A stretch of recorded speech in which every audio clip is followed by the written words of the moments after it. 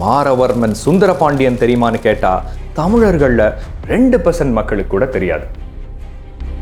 சுந்தரபாண்டியனை எங்க தேடுறது? கோமார பன்மர் திரிபுவன சக்கரவர்த்திகள் சோழநாடு வழங்கியருடைய சுந்தரபாண்டியர். ஒரு சராசரி ஊர், சராசரி மக்கள், அவங்க வாழ்க்கைய அமைதியா வாழ்ந்துட்டு இருக்காங்க. ஆனா அந்த ஊரோட பழமைய பெருமைய மறந்து வாழ்ந்துட்டு இருக்காங்க. அப்படி என்ன பெருமை? எந்த ஊர்? இந்த ஊர்ல மாமன்னர் சுந்தரபாண்டியன் இருக்கார். என்னங்க சொல்றீங்க? ஒரு பாண்டிய மன்னர் இப்போ எப்படி இருக்க முடியும்னு கேட்குறீங்களா? பயணத்துக்கு தயாராகுங்க. இன்னைக்கு அருப்புக்கோட்டைக்கு போக போறோம்.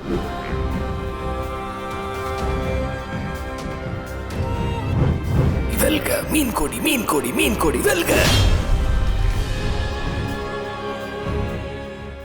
தமிழ் நண்பர்களுக்கு வணக்கம். நான் உங்கள் நண்பன் ஹேமந்த். போன வீடியோல பாண்டிய மன்னர் வீரபாண்டியனை தேடி போனோம். நீங்க இன்னும் பார்க்கலன்னா கண்டிப்பா பாருங்க. இப்போ இந்த வீடியோல 3 விஷயம் பண்ண போறோம். முதல்ல அருப்புக்கோட்டையை சுத்தி பார்க்க போறோம். அதுக்கப்புறம் மாரவர்மன் சுந்தரபாண்டியன் யாருன்னு பார்க்க போறோம். அதுக்கப்புறம் அருப்புக்கோட்டையில இந்த மாபெரும் மன்னரை தேட போறோம். இது ரொம்ப சுவாரஸ்யமான தேடல், அதனால விடாம கடைசி வரைக்கும் பாருங்க. அருப்புக்கோட்டை காலையில் ஆரம்பிச்சு அடுத்த நாள் விடியறது வரைக்கும் மக்கள் அவங்க குடும்பத்தையும் வேலையும் கவனிச்சுட்டு வாழ்ற ஒரு சராசரி ஊர்.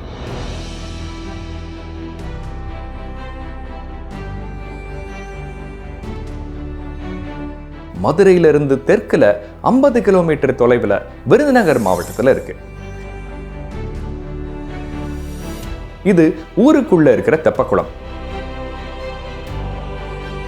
இங்க 63 நாயன்மார்கள்ல ஒருத்தரான ஏனாதிநாத நாயனாருக்கு ஒரு மடம் இருக்கு.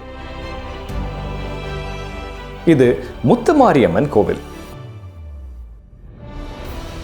இது அமுதலிங்கேஸ்வரர் கோவில். பெரிய ராஜகோபுரமும் பல சந்நிதிகளோட இருக்கு. 100 வருஷத்துக்கு முன்னாடி அமைக்கப்பட்ட கோவில். அருப்புக்கோட்டைன்னு இன்னைக்கு அழைக்கப்படுற இந்த ஊருக்கு 1000 வருஷத்துக்கு முன்னாடி இருந்த பேர் செங்காட்டிருக்கை இடத்து வழி. வெண்ப நாட்டுக்கு கீழே இருந்திருக்கு. இதெல்லாம் எனக்கு எப்படி தெரியும்னு யோசிக்கிறீங்களா? இன்னும் கொஞ்ச நேரத்துல நீங்களே பார்ப்பீங்க. இது ஜூமா பள்ளிவாசல், மலையரசன் கோவில், செங்காட்டூரணி. இந்த ஊர்ல சொக்கலிங்கபுரம் கோவில்னு இன்னொரு சிவன் கோயிலும் இருக்கு. சரி, அருப்புக்கோட்டையில ஒரு சூறாவளி சுற்றுப்பயணம் முடிச்சிட்டோம். இப்போ அடுத்த பகுதி, மாரவர்மன் சுந்தரபாண்டியன். யார் இவரு?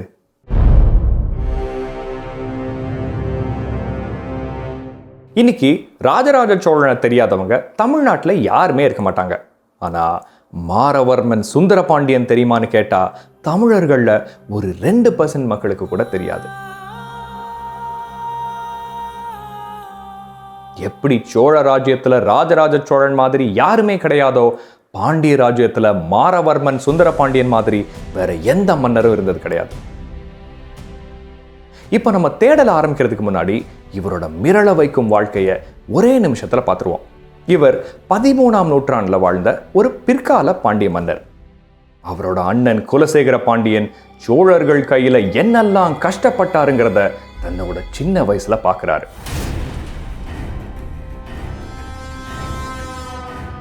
வளர்ந்ததுக்கு அப்புறம் அது எல்லாத்துக்கும் பழி வாங்கி பாண்டிய நாட்டை மறுபடியும் உச்சம் தொட வைக்கிறார். இப்போ இவர் அப்படி என்ன பண்ணாருன்னு நீங்க யோசிக்கலாம். 3 விஷயங்கள் பண்ணார். படையெடுத்து போய் சோழ மன்னர் 3ஆம் ராஜராஜனை தோக்கடிக்கிறாரு. முன்னாடி சோழர்கள் மதுரையில பண்ணதை மனசுல வச்சு சோழ தலைநகரங்களான தஞ்சாவூரையும் உறையூரையும் ஒன்னு விடாம இடிச்சு எரிக்கிறார். தஞ்சையும் உரந்தையும் செந்தழல் கொளுத்தி அப்படின்னு அவரோட கல்வெட்டுகள்ல குறிப்பிடுறாரு. அதுக்கப்புறம் சோழ அரண்மனைகள் இருந்த பழையாறை முடிகொண்ட சோழபுரத்துல சோழ அரியணையிலேயே உட்கார்ந்து வீராபிஷேகம் பண்ணி தன்னை ஒரு மாவீரன்னு பிரகடனம் பண்ணிக்கிறாரு. முடிகொண்ட சோழபுரத்து வீராபிஷேகம் பண்ணி அருளிய சுந்தரபாண்டியன் அப்படின்னு போற்றப்படுறாரு. அதுக்கப்புறம் 3ஆம் ராஜராஜன் பணிஞ்சு வந்து இனிமேல் உங்களுக்கு ஒழுங்கா திரை செலுத்துறேன்னு சொன்னதுக்கு அப்புறம் சோழ நாட்டை அவருக்கே திருப்பி கொடுக்கிறாரு. சோநாடு வழங்கியருளிய சுந்தர பாண்டியன் அப்படின்னு போற்றப்படுறாரு.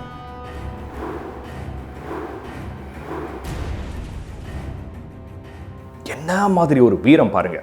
இவரை பத்தி ஒவ்வொரு தமிழருக்கும் தெரியணும். சரி, இப்போ அருப்புக்கோட்டையை பார்த்தாச்சு, சுந்தர பாண்டியன் பத்தியும் பார்த்தாச்சு. ஆனா ரெண்டுக்கும் என்ன லிங்க் இருக்கு? அருப்புக்கோட்டையை காமிக்கும் போது சொக்கலிங்கபுரம் சிவன் கோவில் ஒன்று காமிச்சேனே, அது சாதாரண கோவில் இல்லை, குறைஞ்சது 900 ஆண்டுகள் பழமையானது. இங்க தான் மாமன்னர் சுந்தர பாண்டியனை தேட போறோம்.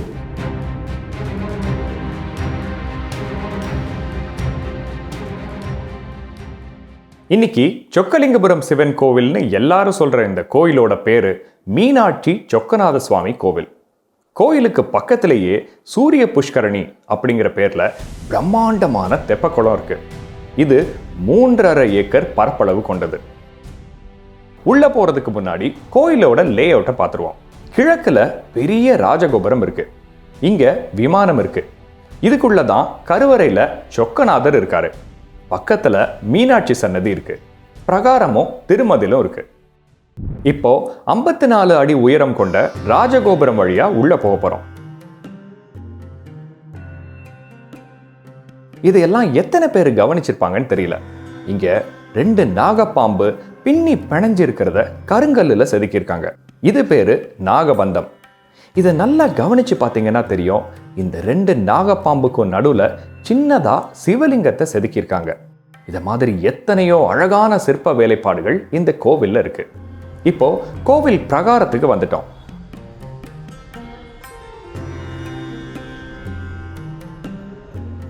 பலிபீடம், அப்புறம் கொடிமரம் இருக்கு.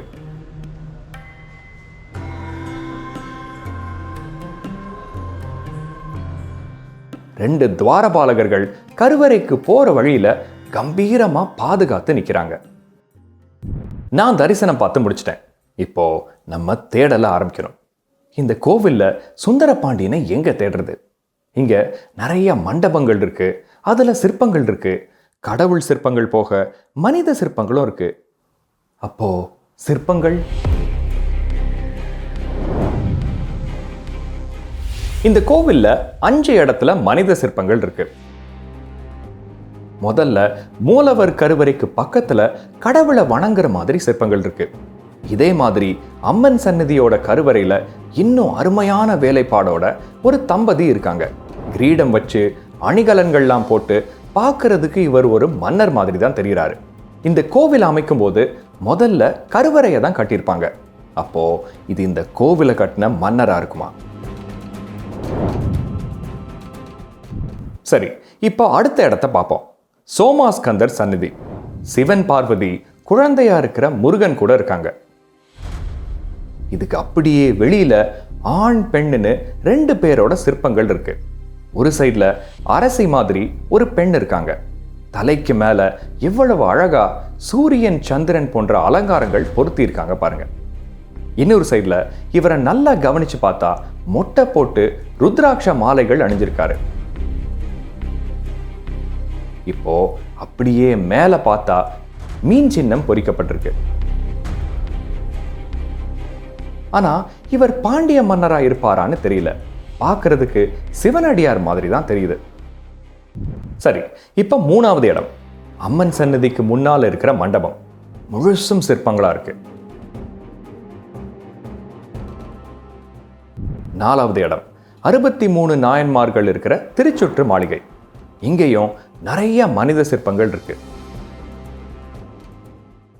கடைசியா கோவிலோட தெற்கு வாயில்ல சைடு என்ட்ரன்ஸ்ல ஒரு தம்பதி இருக்காங்க.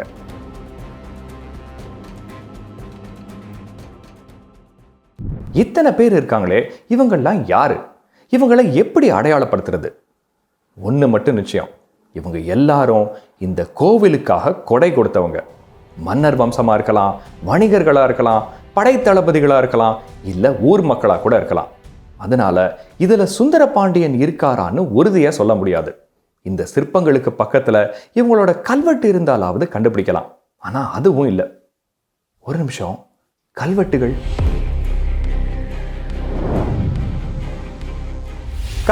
எதுவும் இருக்கான்னு பார்க்க கருவறையை சுத்தி வந்தேன். முதல்ல வடக்கு சுவர்ல இருந்து ஆரம்பிச்சேன். கோவில் கும்பாபிஷேகத்துக்கான வேலைகள் நடந்துட்டு இருந்துச்சு. நல்ல உயரத்துல இருந்த ஒரு கல்வெட்டை ஒரு கட்டை மேல ஏறி உட்கார்ந்து படிக்க ஆரம்பிச்சேன். கொஞ்ச நேரத்துல என்னை சுத்தி ஒரு கூட்டம் கூடி எல்லாரும் அதுல என்ன எழுதியிருக்குன்னு கேட்க ஆரம்பிச்சிட்டாங்க.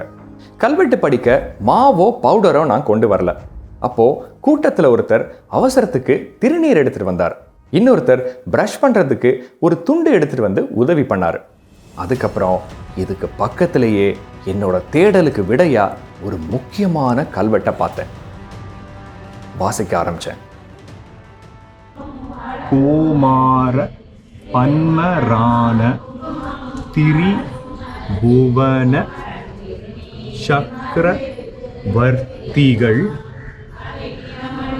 சோநாடு டு உடஞ்சிருக்கு ப ல இங்கி யருளிய சுந்தர பாண்டிய தேவர்க்கு சோநாடு வழங்கியருளிய சுந்தர பாண்டியன் சோழ நாட்டை கைப்பற்றி மறுபடியும் திருப்பிக் கொடுத்ததை குறிக்கிற கல்வெட்டு. இதுல இருந்து கொஞ்ச தூரத்துல இன்னும் சிறப்பா ஒரு கல்வெட்டு பார்த்தேன். முடி கொண்ட சோழ புறத்து வீராபிஷேகம்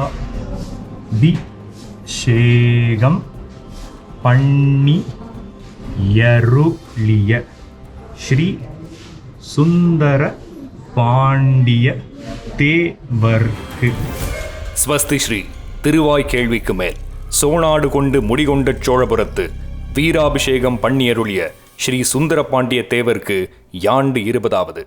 சோழ புலிகளை வென்று அவங்களோட அரண்மனையிலேயே ஒரு கயல் அரசன் வீராபிஷேகம் செஞ்ச நிகழ்வுக்கான ஆதாரம் உங்க கண்ணு முன்னால இருக்கு.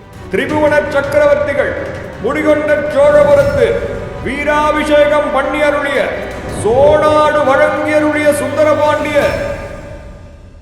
இது வெறும் கல்வெட்டு இல்ல, கல்வெட்டு பொக்கிஷன்னு தான் சொல்லணும். இது போக இந்த ஊரோட பேரு, இது எந்த நாட்டுக்கு கீழே வருது, இந்த கோயிலோட உண்மையான பேர் என்ன, எல்லாம் டாக்குமெண்ட் ஆயிருக்கு. இந்த ஊர்ல வீரபாண்டிய பெருந்தெரு, விக்ரமபாண்டிய பெருந்தெருன்னு பழங்காலத்தில் இருந்திருக்கு. தென்னிலங்கை வளஞ்சியருங்கிற வணிகர்கள் வாழ்ந்திருக்காங்க. இது எல்லாமே இந்த கோவில் கல்வெட்டுகள் மூலமா தெரிய வருது. அப்போ 800 வருஷத்துக்கு முன்னாடி வாழ்ந்த மாமன்னர் சுந்தர பாண்டியனோட அரண்மனைகள் அழிஞ்சிருச்சு, அவரோட பெருமைகளை மறந்துட்டோம். ஆனா இன்னைக்கு வரைக்கும் அருப்புக்கோட்டையில இருக்கிற இந்த கோவில் கல்வெட்டுகள் மூலமா அவர் இன்னும் வாழ்ந்துட்டு இருக்காரு.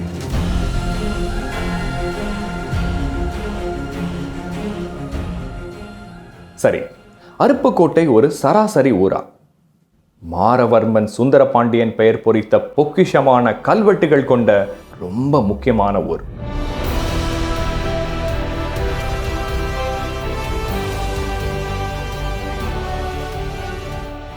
இத மாதிரி தமிழ்நாட்டில் எத்தனையோ ஊர்கள் இருக்கு. மக்களான நாம தான் அதோட பழமைய பெருமைய மறந்து ஒரு சராசரி வாழ்க்கை வாழ்ந்துட்டு இருக்கோம். இந்த நிலைமை மாறணும். இதையெல்லாம் தெரிஞ்சுக்கிறது நமக்கு பெருமை, அழியாம பாதுகாக்கிறது நம்ம கடமை. இந்த வீடியோ பிடிச்சிருந்துச்சுன்னா இதை லைக் பண்ணி ஷேர் பண்ணி சுந்தர பாண்டியனை பத்தி, நம்ம தேடலை பத்தி உலகம் முழுக்க சொல்லுங்க. இந்த மாதிரி பல ஊர்களோட பெருமைகள் வெளியே வர ஆரம்பிக்கும். இது வரைக்கும் நம்ம வரலாற்று பயணத்துல வீரபாண்டியனை தேடி போனோம். இப்ப சுந்தர பாண்டியனையும் தேடி போயிட்டோம். அடுத்து எங்க போக போறோம்? பாண்டியர்களோட ஆதி பூமிக்கே போக போறோம். ஆதி பூமியா? அது எங்க இருக்குன்னு கேக்குறீங்களா? நம் பயணம் தொடரும்.